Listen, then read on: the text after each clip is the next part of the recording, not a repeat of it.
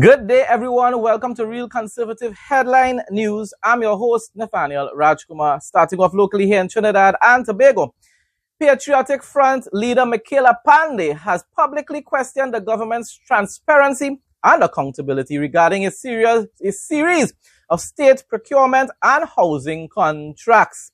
Alongside financial oversight concerns, Panday also criticized the suspicious timing of official statements regarding an alleged national security threat, suggesting the announcements may be politically motivated. Her remarks intensify growing public pressure on the administration to provide clearer disclosures on state pending and national intelligence matters. Those more like pressure from the Kakash media. And the Kakash media doesn't only mean CNC3, mainstream media, the 1% media. How much pressure they really getting from the population? Is the PNM activists, the Mighty Morphin Ganayam, Coalpot Bicycle PNM activists, and the Kakash mainstream media are the ones that are putting pressure on the government. My response, Panday should question the motive of the Kakash media, who seem to have a problem with anyone who speaks about criminal gangs in Trinidad and Tobago. It amazes me how they're trying to debunk anything that the government says about criminal gangs. Let's see if Guevara will deny giving Jeremy the authorization to reveal that information to the public, because that's what Jeremy said. Attorney General John Jeremy said that it was Alistair Guevara who gave the permission to make that declaration in Parliament. Having said that, I have never supported the state of emergency, even when the PNM used it as a crime-fighting strategy.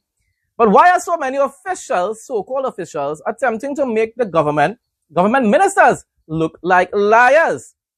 To make matters worse, it's not just the officials in Parliament and stuff like that, To make matters worse, even some of his colleagues in the Senate are throwing him under the bus by telling the media that they were never aware of any threat being made to a government minister. David Lee and Naked. When they know jihadist naked, he always sounded as though he undermining his own government. I don't know what's going on with that man. I don't know why he's still a senator here in Trinidad and Tobago. But then David Lee and all said that, he doesn't know anything about any security threat and stuff like that. Even if that is true, why would you tell that to the Kakash media to shine a bad light on your own administration? Why would you do that? Say that in private. Tell the Prime Minister, pull up your Attorney General's socks. Why would you do that in public? It is ridiculous what these UNC members are doing to their own administration. Is the Kakash media implying that Jeremy's claims are false? That's what I want to know. Having said that, he ain't God, he ain't my God. He could lie, he's human. So having said that, if Jeremy did in fact fabricate such a serious incident to prove a point in Parliament or to justify the extending of the SOE, he should be advised by Prime Minister Kamala Persad-Bissessar to resign immediately. Especially when they're calling names. Usually when parliamentarians, whether it's PNM or UNC, want to make claims that are not really that true, they wouldn't call names and said that the Commissioner of Police gave him the authorization to make this declaration. So I want to know if this man is just boldly lying on the Commissioner of Police. And then we have a Commissioner of Police who tends to just stay quiet for a long space of time, even though this administration is supporting him when they shouldn't. He's a waste of time, Police Commissioner. The Ministry of Land and Legal Affairs has defended the newly launched landmark TT housing initiative with Minister Saddam Hussein, emphasizing that the sweeping residential program places absolutely zero financial burden on taxpayers. Addressing public funding concerns, Hussein explained that the state avoids spending public funds by requiring private developers to finance and build developments out of pocket on idle state lands. So, of course, everybody benefiting. This land belongs to the state, and these private contractors and businesses and stuff like that are benefiting by building structures, houses, right, on these state-owned lands without having to purchase the land and then still benefiting from receiving their payment for doing their job. It is a good deal, in my opinion. Once construction is complete, the developers recover their investment upfront by selling the finished homes directly to middle-income buyers using standard home mortgages, meaning home buyers buy the property outright. They don't pay on anything like that, right? They're going to have to pay the banks, but other than that, they're not paying back the government in installments. The government getting back money full cash, and therefore they can reimburse the investors. So once construction is complete, the developers recover their investment upfront by selling the finished homes directly to middle-income buyers using standard home mortgages, meaning homeowners buy the property outright rather than paying back the government or private builders over time.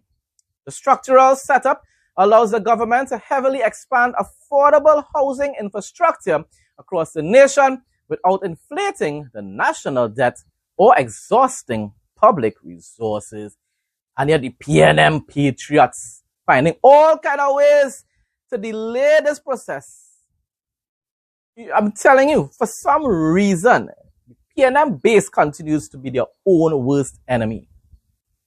A lot of the times, his PNM patriots will end up receiving employment to be able to construct all these different homes and buildings.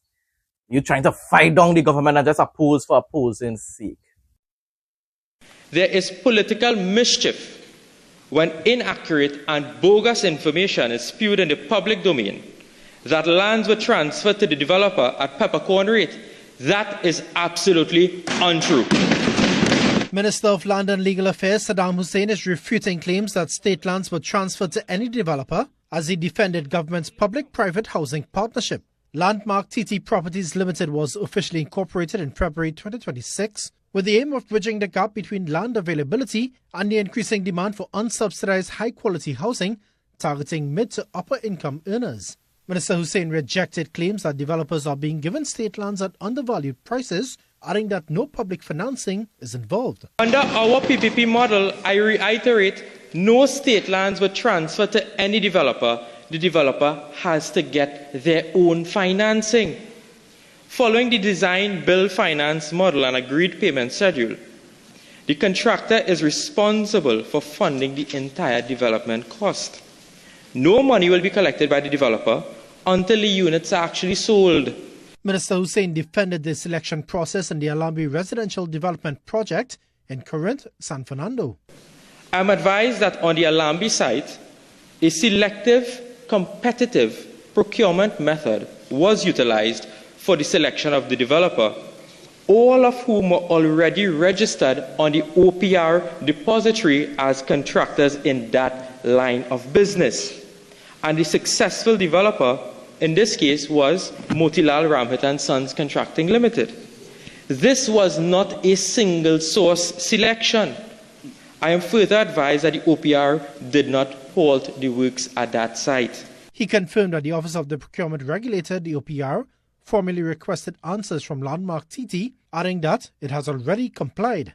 I'm advised, Mr. Speaker, that by letter dated the 20th of April 2026, from the Office of the Procurement Regulator to Landmark TT, the OPR indicated that it received formal complaints in relation to the Alambi project.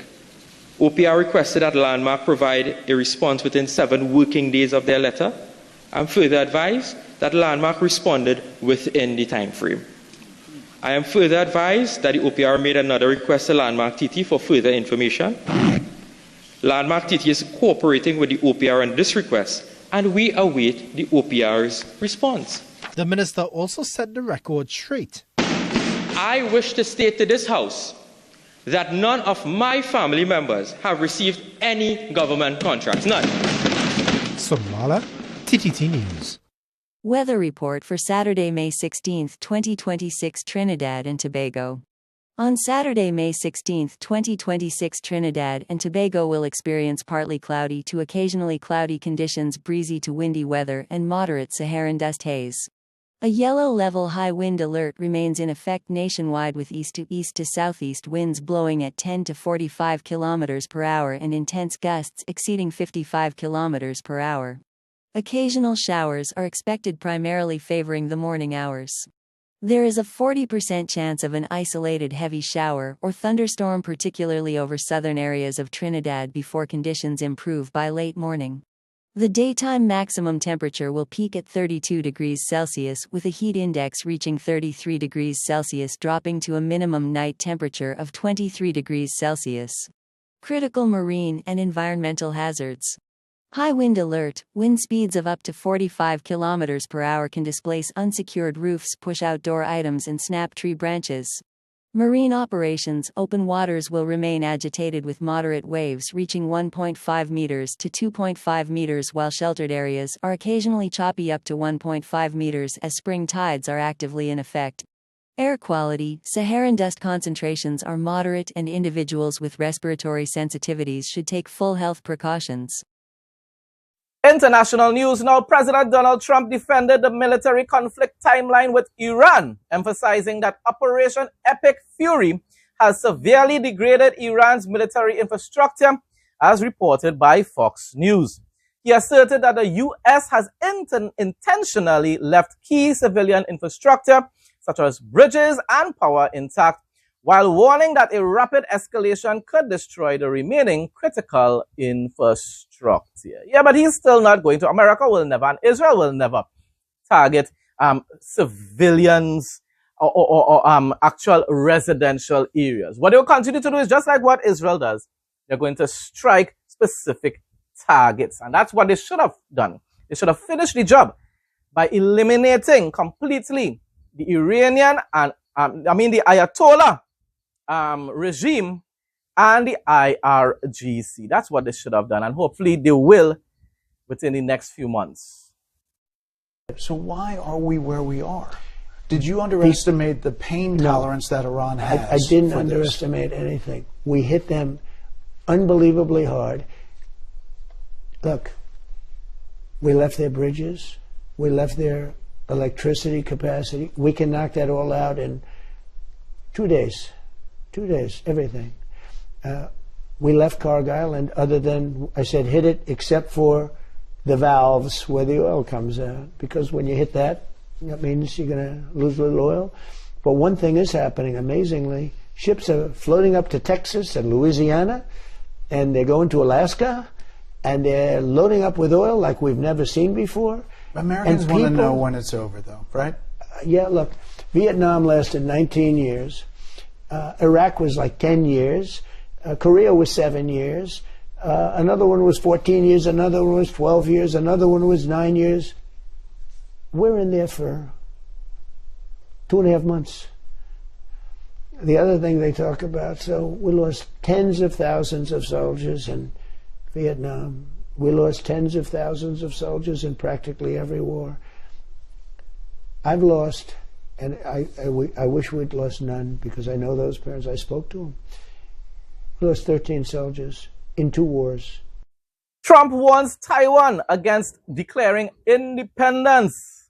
U.S. President Donald Trump warned Taiwan against taking any steps toward declaring independence following his meeting with Chinese President Xi Jinping during a 2-day visit to Beijing, where he reportedly received a warning from the Chinese leader that mishandling the issue could push the two superpowers toward conflict. So therefore, Trump just basically humbling himself while Xi Jinping makes threats. Is it economic, or is he trying to say that they will take military action against the United States of America? Trump said yesterday in an interview with Fox News, "We don't want anyone saying, let's declare independence because the United States supports us." Now, I could understand that part of it. Don't go declaring independence and depending on America to defend you, all right? China isn't Iran that can be dominated. China is a superpower, like Russia is a superpower. You have to know which battles to pick, to choose, fights which to pick, Can't just go ahead and just play bad for everybody. Sadly, that's what the tribal leftists and communists and jihadists Those are the types of rhetoric that they use against America. That, America only picks fights with weaker countries. But the difference is, people, neither China nor Russia are outrightly declaring that they are going to destroy Israel or America, and that they are going to be attacking using military force and weapons and missiles to attack infidels around the world. That's the difference. Otherwise, most likely, Trump and America would have had no choice but to start a world war. They would have had no choice. But that's the difference between the Ayatollah and these other terrorists, and China, who are communists, and Russia, who are communists. The difference is that they will try to find different ways to control other countries instead of actually waging an official war against them. Trump continued by saying, I want Taiwan to reduce tensions, and I also want China to reduce tensions, adding that he has not yet approved the multi-billion-dollar arms sales package to Taiwan and will make his decision later. But the way it sounds as though he's not going to bother to agree with it because it's going to offend his friend Xi Jinping. And most likely he cares more about the trade deals right now than giving Taiwan any sort of arms to protect themselves. Bible quote of the day. Acts 3:21-26 NIV. Heaven must receive him until the time comes for God to restore everything, as he promised long ago through his holy prophets. For Moses said, the Lord your God will raise up for you a prophet like me from among your own people. You must listen to everything he tells you. Anyone who does not listen to that prophet will be completely cut off from their people. Indeed, beginning with Samuel, all the prophets who have spoken have foretold these days. And you are heirs of the prophets and of the covenant God made with your fathers.